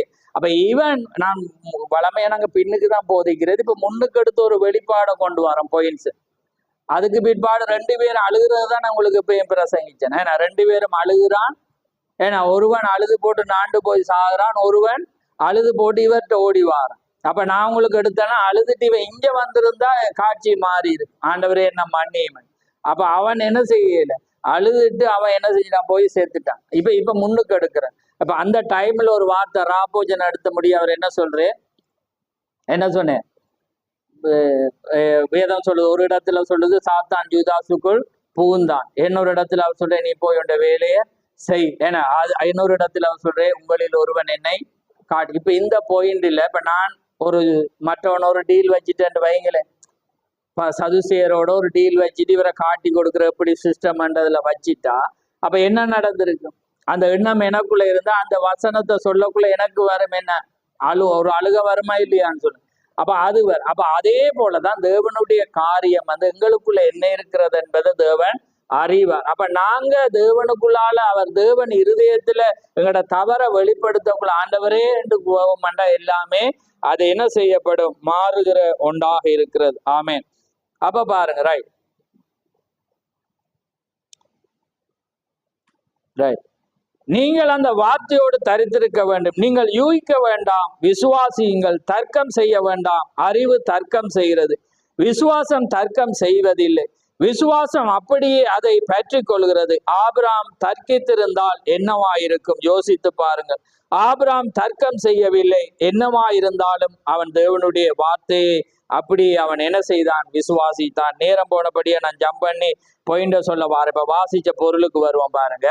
இப்ப பாருங்க, நிறைய இருக்குது, ஆனா நான் அடுத்ததுக்கு போறேன். ரைட்.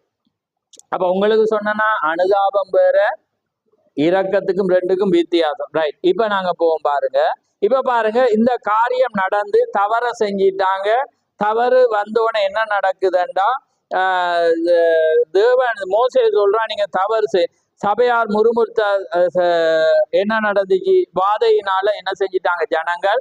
முறுமுறுத்தோன தேவன் என்ன செஞ்சிரு? அந்த ஜனங்களை அவர் என்ன செஞ்சுட்டு கொண்டுட்டார். அப்ப இன்றைக்கு முறுமுறுக்கிறவங்க எப்படி சாவாங்க? ஆவிக்குரிய மரணத்துக்கு போயிடுவாங்க. அதுக்கு பிறகு இவ்வளவு வார்த்தையை கேட்டாலும் அவங்களுக்கு என்ன செய்யல? அது தேவனுக்குள்ள வரையலாம். தேசத்தை சுற்றி பார்க்க போன ரைட். காலேப்பு உயிரோடு இருந்தார். மோசே இந்த வார்த்தைகளை இஸ்ரவேல் புத்திரர் அனைவரோடும் சொன்ன போது ஜனங்கள் மிகவும் துக்கித்தார்கள். அதிகாலையுமே அவர்கள் எழுந்திருந்து, நாங்கள் பாவம் செய்தோம், கர்த்தர் வாக்குத்தத்தம் பண்ணின இடத்துக்கு நாங்கள் போவோம் என்று சொல்லி மலையின் உச்சியிலே ஏற துணிந்தார்கள். இப்ப என்ன செய்யறாங்கன்னா, ஏற என்ன செய்யறாங்க? துணிகிறாங்க. ஆனா மோசே என்ன சொல்றான்டா பாருங்க. மோசே அவர்களை நோக்கி, நீங்கள் எப்படி கர்த்தரின் கட்டளையை மீறுகிறது என்ன? அது உங்களுக்கு வாய்க்காது. அப்ப தேவன்ட உங்களுக்கு பழைய பாடல என்ன நடந்துச்சு? மேகஸ்தம்பம் என்ன செஞ்சிச்சு? அது நின்றா அவங்க நிக்கணும், அது போயிட்டா என்ன செய்யணும்? அது போகணும். அப்ப இப்ப தேவன் என்ன செஞ்சுட்டு, இது நடந்தோன அந்த இடத்துல இருக்க சொல்லிட்டு, ஏன்னா அடுத்த கட்டளை தேவன் எப்ப போங்க, நீங்க அமலேக்கிற ஜெயிப்பீங்கன்றதை இவங்க போகணும். ஆனா இவங்களுக்குள்ள ஒரு உணர்ச்சி வந்தோன, இப்ப உணர்ச்சி வேற, தேவண்ட உணர்வு வேற. ஏன்னா நாங்க உணர்றது வேற, உணர்ச்சி வேற. வேகம் வந்து எப்பயுமே வந்து என்ன செய்யும்? ஒரு காரியத்தை கொண்டு வரும். அப்ப இவங்க என்ன செய்யறாங்க? அழுதோன இவங்க உணர்ச்சி வசப்பட்டு என்ன செஞ்சாங்க? ஏற துணிறாங்க. வேதம் வடிவா சொல்லுது, எது போகல, உடன்படிக்கப்பட்டியும் போகல, தீர்க்கதரிசியும் போய். அப்ப உடன்படிக்கப்பட்டு என்னத்துக்கு அடையாளம்? படையற்பாடுல வார்த்தை. ஆமே. ஏன்னா அதுக்குள்ள என்ன இருந்தது? மண்ணா இருந்தது. அப்ப மண்ணா வார்த்தைக்கு அடையாளம். ஆமே. அப்ப அந்த சமூகத்து அப்பம் அங்க இருந்தது. அப்ப அது என்ன செய்யல? போகையில அடுத்த அண்டைக்கு வழி நடத்த வச்சிருந்த தீர்க்கதரிசி மோசேயும் போகல. ஆனா ஜனங்கள் என்ன செய்யறாங்க? அவங்க முன்னுக்கு போறாங்க. அப்ப ஏற துணிந்தார்கள் என்று வேதம் சொல்லுது பாருங்க. உச்சியில் ஏற துணிந்தார்கள். அப்ப பாருங்க, அவன் மோசே சொல்றான், மோசே அவர்களை நோக்கி, நீங்கள் எப்படி கர்த்தரின் கட்டளையை மீறுகிறது என்ன? அது உங்களுக்கு வாய்க்கால். ஏண்டா எப்பயுமே தேவன் ஒரு வழியை வச்சிருக்கிறேன். முதலாவது உடன்படிக்கை, அதுக்கு பின்னால தீர்க்கதரிசி, அதுக்கு பின்னால ஜனங்கள். அப்ப பாருங்க, இன்றைக்கு தேவன் உடன்படிக்கப்பட்டு முதலாவது இன்றைக்கு எங்களுக்கு வார்த்தை வேதாகமம் தேவன். அடுத்தது யாரு? இன்றைக்கு நாளுக்குரிய வாக்குத்தத்தம் பண்ணின தீர்க்கதரிசி. அதுக்கு பிற்பாடுதான் நாங்க வரையலும். ஆமே. அப்ப இது இல்லாம நாங்க முன்னுக்கு போயிடுமா? இல்லை. அப்ப இது ரெண்டும் இல்லாம முன்னுக்கு போகிற வேளையில ஜனத்துக்கு அவன் மோசே கத்துறான், நீங்க துணியாதீங்க, அது உங்களுக்கு வாய்க்கு. நீங்கள் உங்கள் சத்துருக்க முன்பாக முறியடிக்கப்படாதபடி ஏறி போகாதிருங்கள், கர்த்தர் உங்களோடு உங்கள் நடுவில் இரார். ஏண்டா தேவண்ட அடுத்த என்ன ஓர்டர் வர மாட்டேன் இவங்க காத்திருக்கோம். இப்ப எருசலேம் நகரத்துல நீங்க என்ன செய்யுங்க? காத்திருங்க. ஒரு நாள்ல இருந்துட்டு நாங்க பெற்று கொண்டுட்டோம் அப்படிதான் போல இருக்குன்னுட்டு வரையலுமா? இல்ல. 10 நாள் காத்திருக்கல. 10ஆம் நாள் என்ன செய்யற? பெரிய இடி முழக்கம் போல அந்த சத்தம் வந்து எல்லா நாவிலும் இருக்கக்குள்ள அவங்க என்ன செய்யும்? பயம் இல்லாம போய் எல்லாமே யாருக்கு பயந்து மேல போனாங்களோ அப்படியே கீழே வந்தாங்க. அதான் வேதம், தேவன் நமக்கு பயமுள்ள ஆவியை கொடாமல் பலமும் தெளிந்த துதியுள்ள ஆவியே நமக்கு கொடுத்திருக்கு. அதாலதான் நான் சொல்றேன், நீங்க பயமா இருந்தா அதாவது தேவண்ட வார்த்தையை ஒரு நிச்சயத்தை சொல்ல பயப்படாம ஆராதிக்க பயந்தோ அல்லது பாட்டு பாட பயந்தோ இருந்தா உங்களுக்கு இன்னும் யார் வரையிற?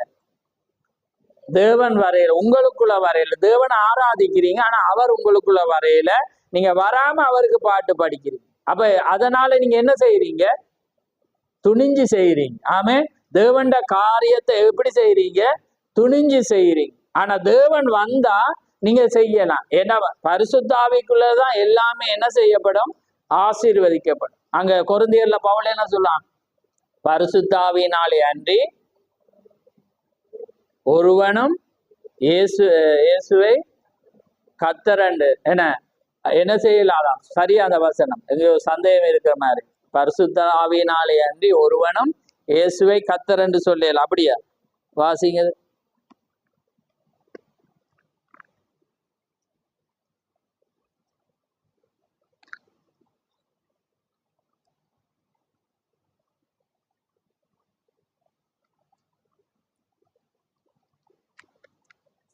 அடுத்த வாசி.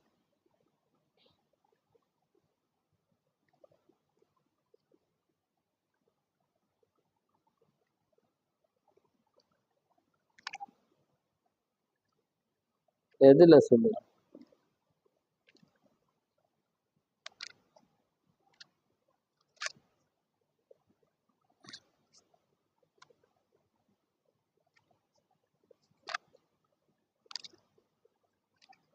எதுல? கொரிந்தியர்லையா?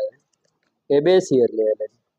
சரி, இல்லாட்டி ஓகே. அந்த வசனம் நம்ம இன்னொரு கப்பாவும் பாருங்க. பரிசுத்த ஆவியினாலே அன்றி ஒருவனும் இயேசுவை கத்தர் என்று நான் நினைக்கிறேன். ரைட். அப்படி என்ன செய்யலாதாம்? சொல்ல முடியாது. அப்ப அதான் பாருங்க, எப்பயுமே நாங்க ஒரு காரியத்தை தேவன் அங்க செய்ய செல்லும் போது, அங்க செய்யும் போதுதான் நாங்க செய்யும் போது என்ன செய்யப்படும்? அது ஆசீர்வதிக்கப்படுகிற ஒன்றா இருக்கிறது. ரைட், எடுத்துட்டீங்களா? ரைட், இல்லாட்டி ஓகே. அப்ப பாருங்க, உங்கள் நடுவில் அமிலேக்கியரும் கானானியரும் அங்கே உங்களுக்கு முன்னே இருக்கிறார்கள். பட்டயத்தினால் விழுவீர்கள். நீங்கள் கத்தரை விட்டு பின்வாங்கினபடியினால் கத்தர் உங்களோடு இருக்க மாட்டார் என்றார். ஆனாலும் அவர்கள் மலையின் உச்சியில் ஏற துணிந்தார்கள். கத்தருடைய உடன்படிக்கை பெட்டியும் மோசையும் பாளையத்தை விட்டு போகவில்லை. அப்பொழுது அமிலேக்கியர் கானானியரும் அந்த மலையில் இருந்து இறங்கி வந்து அவர்களை முறியடித்து அவர்கள் அங்கு ஓர்மா மட்டும் என்ன செய்தாங்களாம்?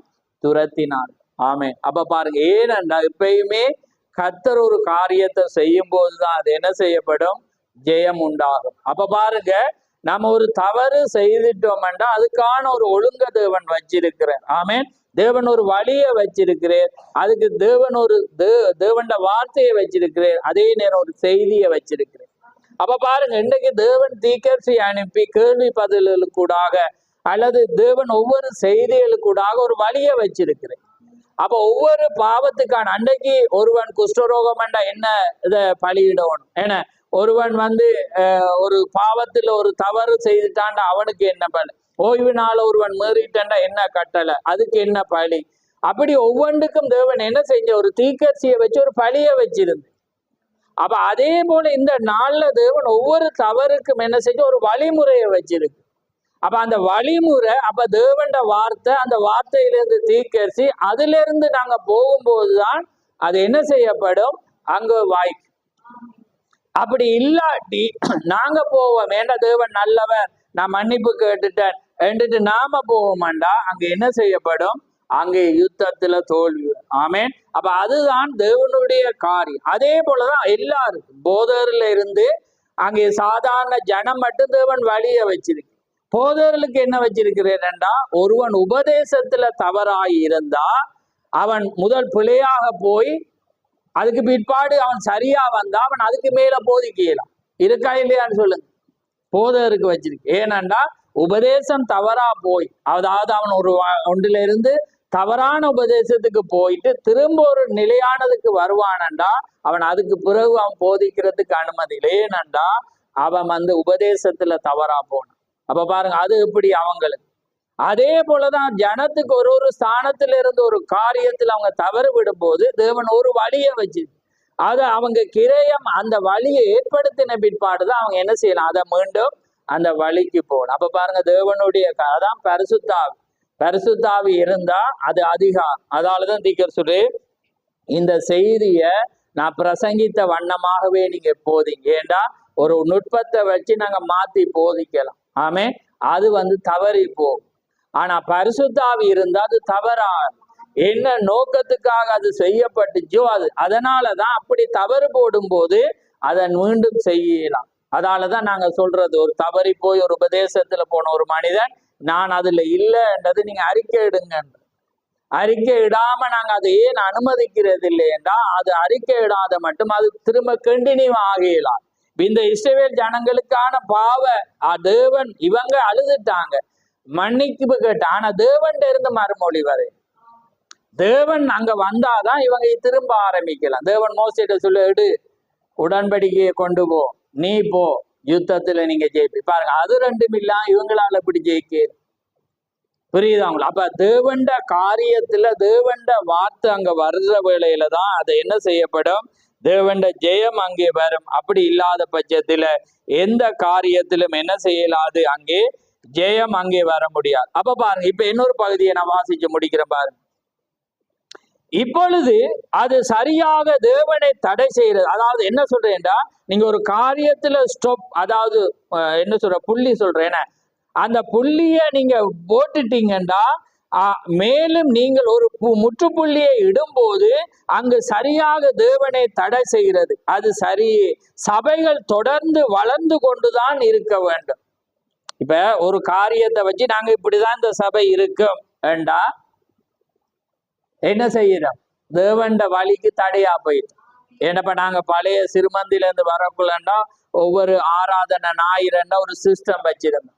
ஏன்னா முதலாவது இது அதுக்கு பிறகு என்ன சிறைச்சாலையில் இருக்கிறவங்களுக்காக ஜெபிக்கிற இப்படி வந்தோம். அப்படி வரக்குள்ள அது ஆனா வார்த்தை வரக்குள்ள இல்ல எங்கட சபையோட சிஸ்டம் ஒன்றை வச்சிட்டோம்டா என்ன நடந்துடும், நாங்க மறிச்சு போயிடும். ஆனா ஏன் ஞாயிறு வரக்குள்ள நம்ம அதை செய்யலாம், மற்றவனுக்காக ஜெபிக்கலாம். ஏனண்டா அது அந்த நாள் அல்ல, ஞாயிறு என்ன தேவனை மகிமைப்படுத்துற ஒரு நாளாயிருக்கு. அப்ப நாங்க அப்படி இருந்தோம்னா தேவனங்களை தொடரையலாம்.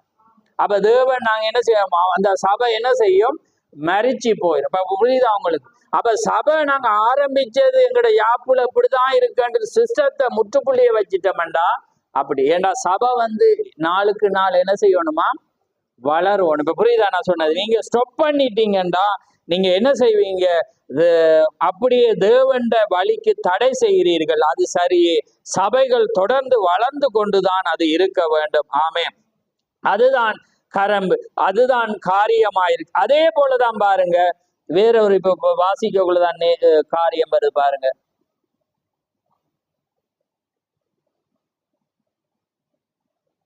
ரைட், 21வது பந்தி. அப்ப பாருங்க, ஏனண்டா இப்ப நாம இப்ப இந்த சபையானது இப்ப பெந்தகோஸ்தே நாள்ல இருந்து எங்கட ஆரம்பமே எது, பெந்தகோஸ். அங்க இருந்துதான் ஒரு உண்மையான சபை என்ன செஞ்சிச்சு, உருவாகினது. இப்ப நிறைய பகுதி, ஆனா நான் பிரசங்கிக்க கஷ்டம்.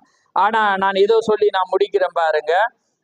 இப்ப பாருங்க, நாம இப்ப தேவனை விட்டு இருந்தா தீர்க்கதரிசி, இதுக்கு ஒரு கதையை சொல்றேன். என்னன்னா, யுத்தத்துல ஒரு மனிதன் மறிக்க போக்குள்ள ஒரு பாதிரியார் போன கதையை தீர்க்கதரிசிட்ட சொல்றேன். அதாவது அவன் மறிக்கக்குள்ள அவர் கேட்கிற, நீ ஒரு கிறிஸ்தவன்? அவன் ஆமன்றான். நான் ஒரு காலத்துல இத்தனை வருஷத்துக்கு முன்பாக கிறிஸ்தவனா இருந்தேன், இடப்பகுதியில இல்ல. அப்ப அவர் சொல்றேன், நீ எங்க இயேசுவை விட்டியோ அங்கதான் நீ அவரை தொடணும். அப்ப இப்ப பெந்தகோஸ்தே நாள்லதான் இந்த சபை ஆரம்பிக்கப்பட்டா தீர்க்கதரிசி சொல்றே, நம்ம எங்க விட்டோமோ அங்கதான் அவரை வரும். அப்ப பாருங்க, இன்னைக்கு சபையானது இல்ல, நாங்க இப்ப இந்த காலத்துல இப்படிதான் ரெண்டு ஒரு சிஸ்டம் முற்றுப்புள்ளிய வச்சிட்டோம்டா தேவன் நாங்க செய்வோம், நாங்க மறிச்சுட்டு தான் இருப்போம். அதுக்கு ஒரு வசனத்தை சொல்லி முடிக்கிறேன் பாருங்க. 21வது பந்தி இருந்தா போய் வீட்டை வாசிங்க பாருங்க. இப்பொழுது இன்றுள்ள சபைக்கு அப்படி ஒரு முன்னடையாளமா இல்லையா? நாங்கள் அதை செய்ய முடியவில்லை, நாங்கள் ஏன் இதை இயலாது என்று இப்ப இன்றைக்கு சபை அப்படித்தானே சொல்லுது. இப்படி ஏண்டா இயலாது, இப்படி இயலாது, இப்படி சொல்லுதா இல்லையா? ரைட், கவனமா பாரு. அது இயலாத காரியம் என்று உங்களுக்கு சொல்லுகிறேன். இப்பொழுது நாம் இவ்வாறு ஆகிறோம், நாம் கொஞ்சம் இவ்விதமாக இருக்க வேண்டும். இனிமேலும் தெருக்கூட்டங்கள் எங்கே இருக்கும்? ஒரு சவரன் இல்லை, சவரனே, அதாவது ஒரு சவரன் இவர் பேசும்போது சொல்றேன், அங்கே அதிகமான தெருக்கூட்டங்கள் இல்லை என்று பதிலளிக்கிறார். பிராக்கெட், வாலிபனே, அது உண்மை. இனிமேல் அங்கே மிக அதிகமான தெருக்கூட்டங்கள் இருக்காது. நாம் வழக்கமாக கொண்டிருக்கிற முழு இரவு ஜெப கூட்டங்கள் எங்கே? அதற்கு என்ன சம்பவித்தது? தேவனோடு உள்ள அந்த ஆழ்ந்த உத்தமமும் பலவந்தம் பண்ணுதலும் எங்கே? இப்ப விளங்குதா அவங்களுக்கு? இப்ப ஆரம்பத்துல பாத்தீங்கன்னா தெருக்கூட்டம், ரோட்டுல போய் கத்தர் நல்லவர் நற்செய்தி என்று பிரசங்கிச்சோம். வாகனத்துல ஏறின அனுபவம் உங்களுக்கு இருக்கும். நான் சின்ன இருக்கக்குள்ள பின்னால வெள்ளக்காரங்களோட போய் என்ன செய்தோம்? சிறுமந்தையால கூட்டங்களை வச்சோம். அப்படி இருக்கு. அது ஆரம்ப ஆட்களுக்கு தெரியும். ஏன்னா ஆமேன்னா கையை வைத்து காட்டு, அப்பதான் பின்னால இருக்கிற அவங்களுக்கு தெரியும். ரைட். அப்ப பாருங்க, அப்ப அந்த காரியம் ரைட். அப்ப பாருங்க, அதே நேரத்துல நாம் என்ன நடந்தது? இரவு ஜெப கூட்டங்கள் எங்கே? அதுக்கு என்ன சம்பவிப்பது? தேவனோடு உள்ள அந்த ஆழ்ந்த உத்தமமும் பலவந்தம் பண்ணுதல் வேணும். நான் சொன்ன பைபோஸ்காரன் நான். ஆமே. அப்ப அதே போல பாருங்க, யாக்கோபு ஒரு பைபோஸ்காரன். ஏன்னா ஆண்டவரே, நீர் என்ன செய்ய, நீர் என்ன ஆசீர்வதித்தால் அல்லையே மற்றொன்று நான் என்ன செய்ய மாட்டேன், விட மாட்டேன் என்று என்ன செய்யறான்? காலை புடிச்சிட்டான். விடையே மாட்டேன் என்றக்குள்ள தேவன் என்ன செஞ்சுட்டு அப்ப அதான் திகசுரே, அந்த ஆழ்ந்த உத்தம் பலவந்தம் பண்ணுதல் எங்கே? என்ன காரியம்? நாம் அதிலிருந்து பிரிக்கப்பட்டிருக்கிறோம். நாம் கொஞ்சம் கொஞ்சமாக அதை அப்படியே கிடப்பில் போட்டு விட்டோம். பாவம் மிக மயக்கி இழுக்கக்கூடிய அந்த கவர்ச்சி கரமானது உண்மையாகவே பாவமானது பசியை தீர்க்கிறது விதமாக கேட்டே கொண்டிருக்கும். அதே போல இன்றைக்கு உலகம் என்ன செய்யறது? எங்களை அவண்ட பக்கம் இழுத்துட்டு இருக்கு. ஆனா எங்களுக்கு இப்ப ஜெப இரவு கூட்டம் இல்ல, தெரு கூட்டம் இல்ல, ஏன்னா எதுவுமே இல்லை, ஜெப கூட்டமே இல்லாம ஒரு நிலை. அப்ப நாம எங்க விட்டோமோ என்ன செய்யணுமா? அங்க போக மட்டும் தேவன் என்ன செய்யலாம்? அது வரையலாம். அதுக்குதான் இதை சொல்றேன். புரியுதா அவங்க? இது ஆழ்ந்த அதான் நாங்க போனா 2-3 தரம் பிரசங்கிச்சு, ஆனா இது வரல. அதுக்குதான் நான் இப்ப வினோதம். ஏண்டா நாம தேவண்ட திட்டத்துக்கு முரணா இருந்துட்டு நாங்க புதுசா செய்யறோம்ட்டு நாங்க இப்ப பிரசங்கிச்சுட்டு செஞ்சுட்டு போயிடலாம். நாங்க திரும்ப எங்கட சபையே, எங்கட சபை என்று சிறுமந்தைய சொல்லல, தேவன் இந்த மணவாட்டி சபையோட அஸ்திவாரமே பெந்தோகோஸ்து. அது பெந்தோகோஸ்துக்கு மீண்டும் அது திரும்ப வேண்டும். ஆமேன். அப்ப திரும்புற வேளையில அது எல்லா கூட்டமும் என்ன செய்யணும்? அதுக்குள்ள வரும். அப்ப அதை என்ன செய்யணும்? சுவிசேஷம் சொல்லணும். ஏன்னா ஜனத்தை அழைச்சிட்டு வரணும். அது என்ன செய்யணும்? யாருக்காவது செய்யணும். இன்றைக்கு பாருங்க, இன்றைக்கு யெகோவா சாட்சிகள் அழகான பெண்கள் என்ன செய்வாங்க? போய் வீடுகள்ல போய் வந்து அதை கொடுக்குறான். ஏன்னா துண்டை கொடுக்குறேன். நான் யோசிக்கிறேன், எத்தனை பேர் ஏசுவான். இப்ப நாங்களே சொல்றது இது எங்களுக்கு தெரியும், நாம கிறிஸ்தவர்களா இருக்கப்படி நீங்க வேற யாருக்கும் போய் சொல்லுங்கன்னு மற்றவன் அப்படி சொல்லுவான் அந்த பெண்களும். ஆனா அந்த பெண்கள் என்ன செய்யறது? அழகாக சொல்லி போகிறது ஒன்றுமே இல்லாத ஒன்று. ஆனா நாங்க என்ன செய்து கொண்டிருக்கோம் பாருங்க, நல்ல அழிஞ்சி போற ஒரு காரியத்துல இன்னைக்கு இருக்கக்குள்ள நாங்க என்ன செய்து கொண்டிருக்கிறோம் பாருங்க. ஏன் நான் இதை சொல்றேன்டா, நாம திரும்ப உள்ள வரணும்டா, இதுதான் படி. இல்லாட்டி நாங்க அதிகாரமா இப்ப துணிஞ்சு செஞ்சிட்டு இருக்கிறோம். ஆனா தேவன் எங்களோடு இல்லை. ஆமே. தேவன் எங்களோடு வரணும்டா நாங்க என்ன செய்யணும்? எங்களுக்கூட பழைய பெந்தோகோஸ்து ஆவின்ற தன்மை எங்களுக்குள்ள என்ன செய்யணும்? வரணும். ஒரு எழுப்புதல் எங்களுக்குள்ள வரணும். ஆமே. நாங்க எங்களுக்குள்ளாக ஒருவனுக்கு சொல்லணும் என்ற தாகம் வரணும். எங்களுக்குள்ளாக வீட்டு ஆராதனை என்ற வரணும். இரவு ஆராதனை கர்த்தருக்காக விழிக்கிற ஒரு காரியம் வரணும். ஏன்னா தீக்கர் சொல்றேன், தேவன்ட தேட்டு அப்ப நான் அதை யோசிக்கணும். ஏன்னா நம்ம வளர்ந்து வரக்குள்ள நம்ம நிறைய படிச்சுட்டு இருப்போம். ஆனா தேவனோடு தனியே இருந்து ஒரு அனுபவம் இருந்தது இல்லை. எனக்கே அது பட்டுச்சு. ஏன்னா அது எனக்கு இல்லாம போயிடுச்சு. ஆனா நான் நிறைய செய்தியை படிக்கிறேன், வேதத்தை படிக்கிறேன். ஆனா நாங்க முழங்கால் படி இருந்து ஜெபிக்கிறது இல்லாம போயிட்டேன். அப்ப நான் ஏன்டா தேவன் சொல்றேன், நீ தேவன் உன்னோட வரணும்னா நீ போய் அறைக்குள்ள போய் ஜெபி என்ன நின்றேன். அப்ப எனக்கு செருப்பால் அடிச்ச மாதிரி இருந்தது. ஏன்னாண்டா அவ்வளோ ஒரு தீக்கசி. அவருக்கு தேவையில்லை ஜெபம், ஏன்னா தேவன் நேரடியா இருக்கு. ஆனா பாருங்க, அப்பதான் நான் அதை அப்ப பாருங்க, அவரா இருந்தாலும் தேவனோடு ஜெபிக்க சொல்றேன். அதான் அந்த இயேசு கிறிஸ்து போக்குல கடைசியா என்ன சொன்ன, 1 மணி நேரமாவது விழித்திருந்து நீங்க என்ன செய்யக்கூடாது? ஜெபிக்க. அப்ப நான் பார்த்தேன் படிச்சுட்டு இருக்கிறேன் தானே, எனக்கு தேவையில்லை. ஆனா பார்த்தா அது ஒரு அவசியமான ஜெபம், ஒரு அவசியமா, தனிமை என்பது ஒரு அவசியமானது. அப்ப அறைக்குள்ளாக போய் நாம ஜெபிக்க வேண்டியது அவசியம். அப்பதான் எல்லாம் திறக்கப்படும். தேவன் நிறைய எங்களுக்கு காட்டுவேர். ஆமே. அப்ப நிறைய காரியத்தோடு எங்களுக்கு ஒரு தொடர்பு வரும். அப்ப அது இல்லாம அதிகாரத்துல கத்தி பிரசங்கம் பண்ணி எங்களை காட்டி ஒரு பிரயோசனமுமே அங்க இல்லை. அது எல்லாமே துணிஞ்சு செய்கிறோம். ஆனா தேவன் எங்களோட இருக்கணும். அப்படி ஏண்டா அது எங்களோட வாழ்க்கையில கிரிய வரும். சபை பெந்தோகோஸ்தைக்கு திரும்பணும். ஆமே.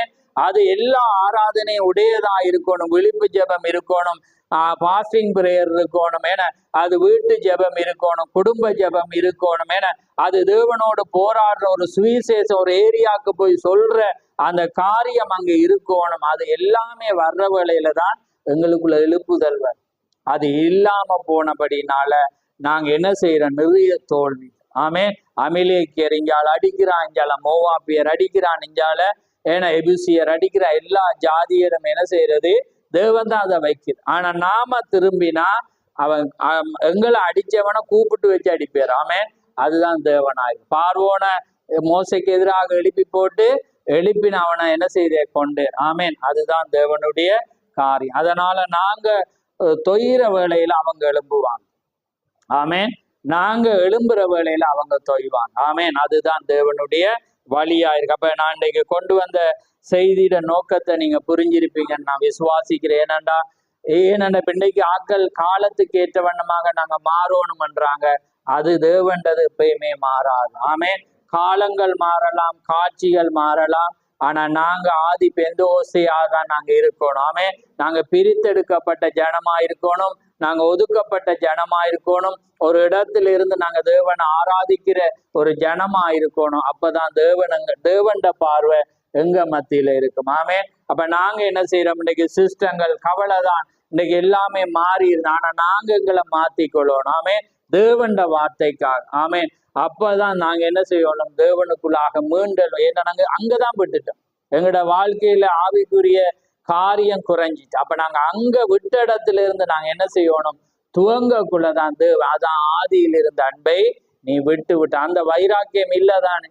அப்ப எல்லாமே என்ன செஞ்சுட்டு குறைஞ்சிட்டு. ஏன்னா இப்ப தேவன் செய்தியை தர்றேன், வெளிப்பாட தாரேன்னோட மற்றவனை நம்ம சீப்பா பாக்குறேன்டா, அது அறிவுல வருது. ஆனா எங்களோட வாழ்க்கையில எங்களுக்கு ஒரு தனிப்பட்ட அனுபவம் இல்லாம போதாமே, அது குறைஞ்சு போகுது. எனக்கும் குறையுது, உங்களுக்கும் குறையுது. அதையெல்லாம் நாங்க மீண்டு கட்டி எழுப்புற வேலையில தேவனங்களை நிச்சயமாய் ஆசீர்வதிப்பார். அதனால கர்த்தர் தாமே உங்களை ஆசீர்வதிப்பாராக. இது ஒரு ஆழமானது, நிறைய காரியங்களை இந்த புத்தகத்துல இருக்கிறது. ஆனாலும் தேவன் அந்த நாளுக்கு என்னத்தை பேசுறாரோ நம்ம பெற்றுக்கொள்வோம். அதனாலே நீங்க தேவனுடையவளா இருந்தா நீங்க எல்லாமே அந்த ஆதி பெந்தகோஸ்தே நிலைக்குள்ளாக எங்களை மாத்தி கொள்வோம். நாங்க அதி சீக்கிரத்துல நாங்க தேவனுக்குள்ள பலப்படும் போது நிச்சயமாய் தேவனுடைய ஆதி அன்பு எங்களுக்குள்ளாக வரும். ஆமேன். அதனாலே நாங்கள் ஒரு நிமிடம் கண்களை மூடுவோம். மகா பேசமுள்ள பிதாவே, இந்த மகிமையான அந்த நேரத்துக்காக உமக்கு ஸ்தோத்திரம். ஆம் கர்த்தாவே, இந்த மகிமையான அந்த பொழுதிலே மீண்டுமாக கர்த்தாவே ஒரு அழகான ஆண்டவரே உம்முடைய செய்தியை நாங்கள் தியானிக்கும்படியாக ஆண்டவரே அன்றைக்கு யோசேப்புக்கு உண்ட ஆகாரத்தை ஸ்டோர் பண்ணி அங்கே வை என்று சொன்னது போல அவன் அந்த ஆண்டவரே அந்த ஸ்டோர் பண்ண அந்த அறைக்குள்ளாக பஞ்சமாயிருந்த ஒவ்வொரு இஸ்ரவேலரும் போன வேளையிலே அதிலிருந்து அந்த ஆகாரத்தை அவன் கொடுத்ததை நாங்கள் பார்க்கிறோம். அதே போல இன்றைக்கு ஆண்டவரே நீர் ஒரு ஸ்டோரை நீர் ஏற்படுத்தி வைத்திருக்கிறீர். அதுதான் 1200 செய்தியாயிருக்கிறது.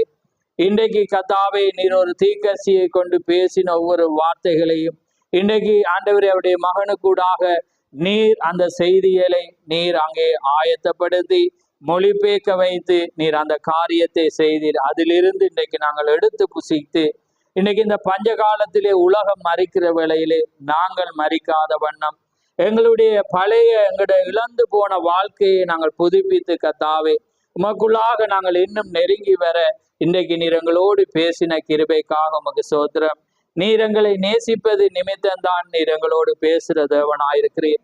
அதனாலே கர்த்தாவே இந்த காரியங்களை நாங்கள் பாஸ் ஓவர், அதாவது எங்களுடைய தலைக்கு மேலாக கொண்டு போகாத வண்ணம் எங்களுடைய இருதயத்துக்குள்ளாக அது ஊடுருவி அது இருபுறமும் கருக்குள்ள பட்டயமா இருக்கிறபடினால் எங்கள் தவறுகளை அதை வெட்டி கர்த்தாவே நாங்கள் இருதயத்தில் இருந்து உம்மை நேசித்து இருதயத்தில் இருந்து நாங்கள் எங்களை திருப்பி கொள்ள நீர் கிருபை செய்யும். அதனாலே நாங்கள் எங்கே பிழை விட்டிருக்கிறோம் என்பதை இந்த நாளிலே நீர் பேசி கொண்டிருக்கிறீர். அதனாலே நாங்கள் இன்னும் இன்னும் அதிகமாய் உம்முடைய அன்புக்குள்ளாக நாங்கள் பலப்பட நீர் கிருபை செய்யும். இந்த அருமையான பொழுதை உம்முடைய கரத்தில் ஒப்பு கொடுக்கிறோம்.